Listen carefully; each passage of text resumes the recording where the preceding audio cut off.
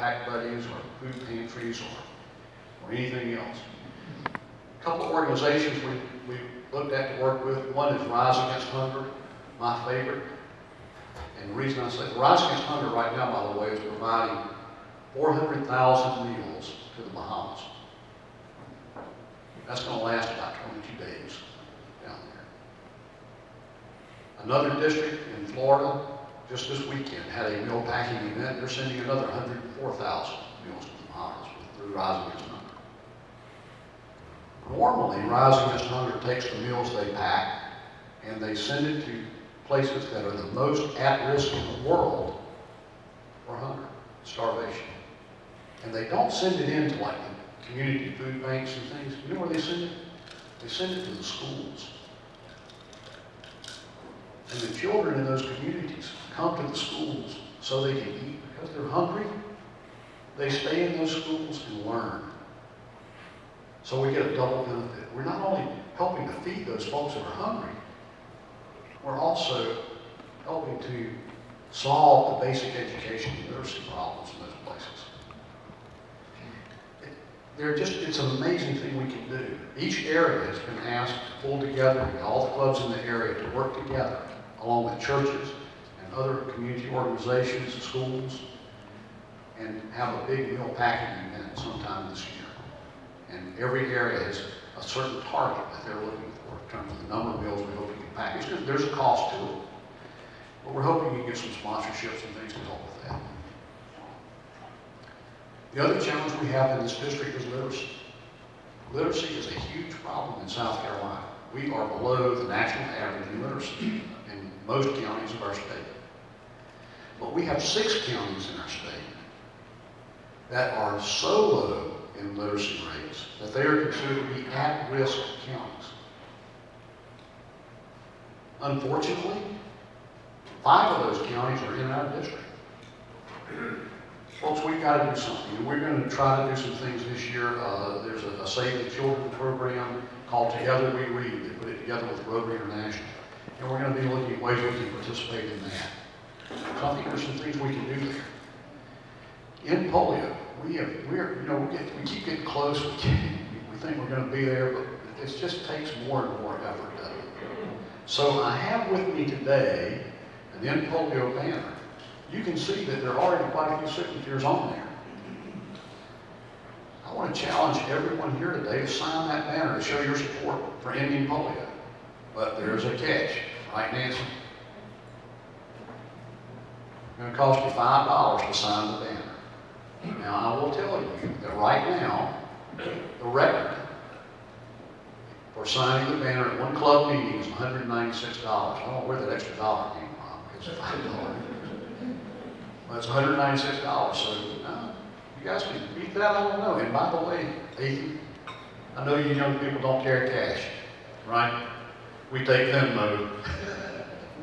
And for those of you that, for the seasoned Rotarians in the room, don't know what Venmo is, it's a way he can pay with his cell phone, okay?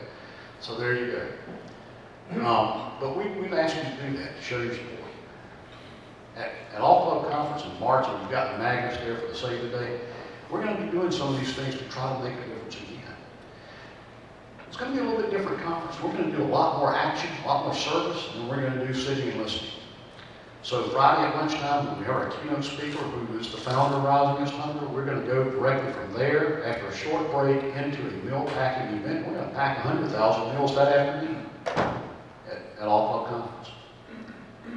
That night, we have a great dance band. We're going to have a lot of fun. The next morning, we're going to go and march for literacy to raise awareness of the literacy problem in South Carolina. We're going to march from the Columbia Metropolitan Convention Center, out Lincoln Street, turn right, go up Gervais Street to the State House, and have a rally there for literacy. Hopefully the governor will join us there. I mean, the governor, okay, not me. And we're going to talk about literacy. And if you sign up, when you register for the conference, if you sign up that morning, when you come in on Friday, how many Chick-fil-A junkies do I have here besides me? You know, we're going to have Chick-fil-A breakfast. I mean, you ought to sign up just for that, right? So, for those folks that do that. So we're going to have some fun with that. And then Saturday afternoon, after we have a few speakers Saturday morning, We're hoping, still hope at this point, we're working on the opportunity perhaps to build some little free libraries on site that day and distribute them out to the various areas. That night, Saturday night, how many of you have heard of the piano guys? No, anybody know? Got one? Anybody else? Over here? Piano guys, they're great, aren't they? A guy plays a piano and a guy plays a cello, and they do some amazing stuff with music, don't they? Yeah. Well, they're not going to be with us. But we are going to have this duo come out of Greenville. They call themselves Firewood. It's a similar thing. They have a young lady that plays cello and a guy that plays guitar, and they do some amazing stuff. They're going to entertain us a little bit during the reception and then during dinner. We're going to have some fun with that. So it's going to be a lot of fun at conference. I hope you can come for the whole thing. If you can't, please at least come for Friday lunch and stay for the meal packing. It's going to be great. We're going to have a lot of fun with that. Now, I mentioned the vision statement. I love the vision statement. But at conference this year, you'll notice on the bottom of that magnet, there's a little thing that says, "Together we see a world where ... You see that? That's what I'm doing with the vision statement this year, because I think we can all look at that and we can say, together we see a world where ... What are your dots? Right? Don't ask me. What are your dots? What would you put in there? How would you fill that in? Together we see a world where every child learns to read. Together we see a world where no one goes hungry. Together we see a world where everyone has access to clean water. You see what I'm saying? What would you put in there? What would you put in those dots? All right, gotta hear it. What's that? Come on, Will, what was it? I said when Trump doesn't get reelected.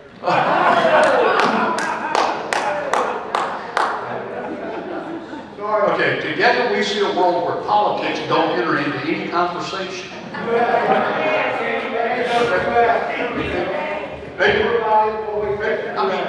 Wouldn't it be better if we just had a world where politics didn't enter into any conversation at all, period, regardless, and you didn't have to worry about that kind of stuff?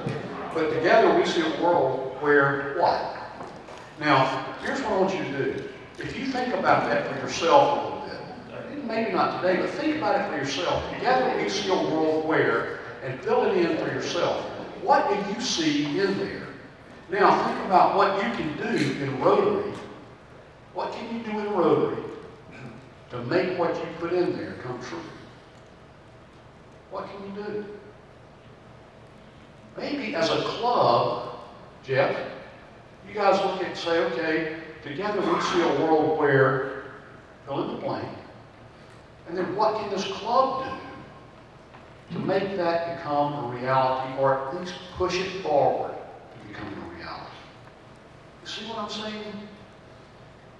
Together we see a world where people unite and take action to create lasting change across the globe, in our communities, and in ourselves. This year's Rotary theme is Rotary Connects the World.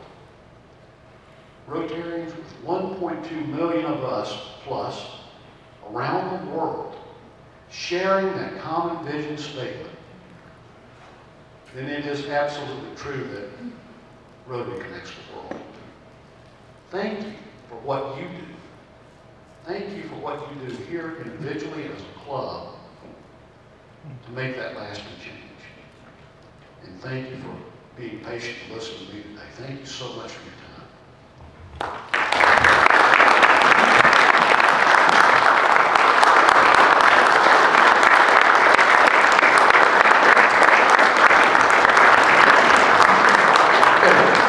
Jeff says we have some time for questions.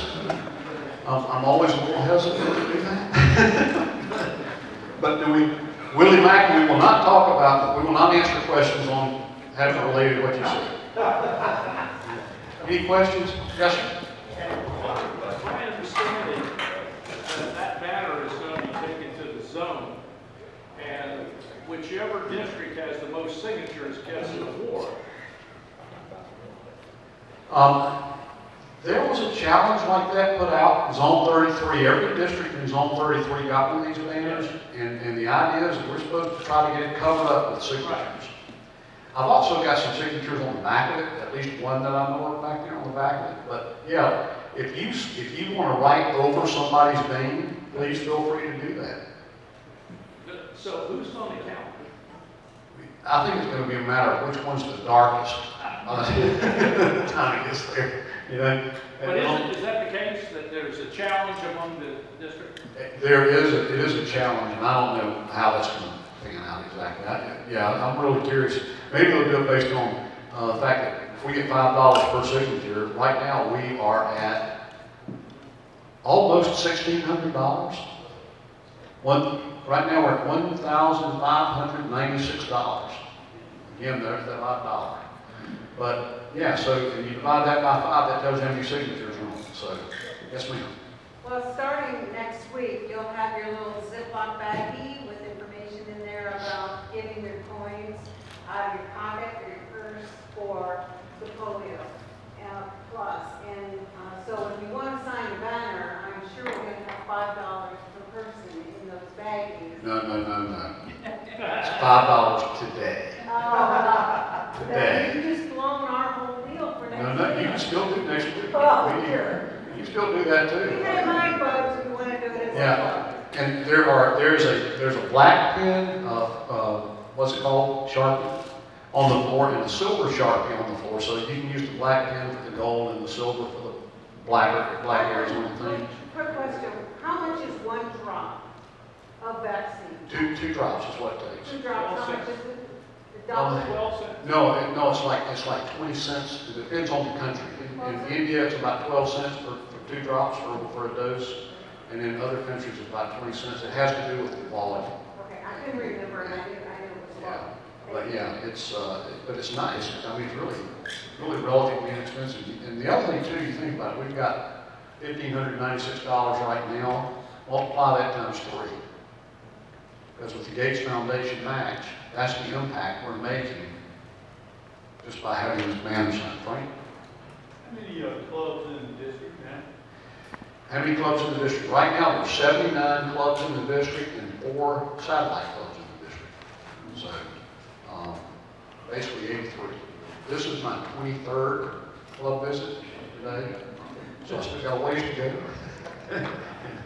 But we're getting around, so I'm hoping by the time we're done, you won't be able to read anybody's name on that thing.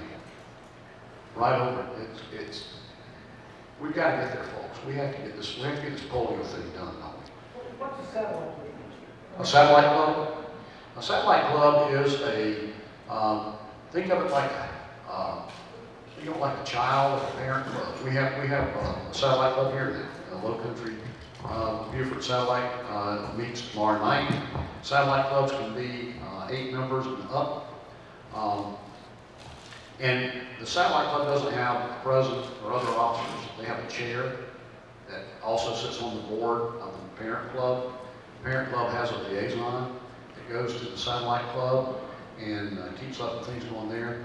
But a satellite club is still basically an individual club. They can have their own projects, they can have their own fundraisers. They decide what their meetings are going to look like. They can meet every week, every other week, whatever they want to. And all the members of the satellite club roll up to the membership of the parent club. Does that help?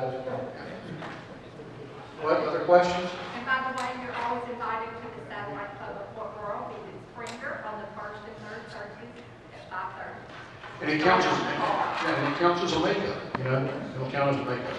Satellite clubs are a great way to get young folks involved in Rotary because, quite honestly, in the morning, for morning clubs, you know, it's nothing but hair, teeth, and eyeballs around the house trying to get kids out the door to school on time, right? And at lunchtime, it's awfully hard sometimes for the young folks to take enough time to go to a lunchtime meeting because they really can't take time out during the day. We also see satellite clubs working well in a community where the people who live in the community don't work in the community. They have to travel into a town or something like that. Yes, sir. You have a question? It's not a question, it's just it's the piggyback on what you just shared with us. For those of you who may not be aware, it was our Gabby that instigated the Satellite Club at Port Royal. Absolutely. Yeah, I'm glad you mentioned that too, and I forgot to say something about that earlier when I was talking about foundation and what was given to the foundation this year.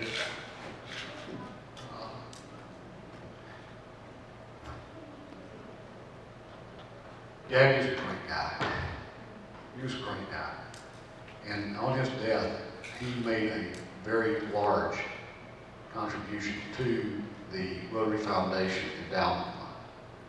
And that's why we were almost $1.4 million last year as a district in foundation giving. I'd love to see us do $1.4 million again this year, but not like that. I don't want to lose another Gabby. We don't want to lose another Gabby in this district. We just don't. So, that means the rest of you are really going to have to get off your wallets. Make up what Gabby did. Okay? All of us, I should say, all of us are going to have to do that. Any other questions? Anything else? I will tell you, as far as the hurricane is concerned, and the relief efforts going on in the Bahamas, we will be getting more information from there and what we can do. I'm sure there are going to be opportunities to go and serve. There are already opportunities to give, because cash is king. And our district was able to contribute $20,000 from our district designated funds to the disaster relief effort. And we did that last week. We made that contribution last week. So start thinking of things you can do. Don't send clothes, please. That doesn't work. So don't do that. I know a lot of people want to. Yes, sir. The good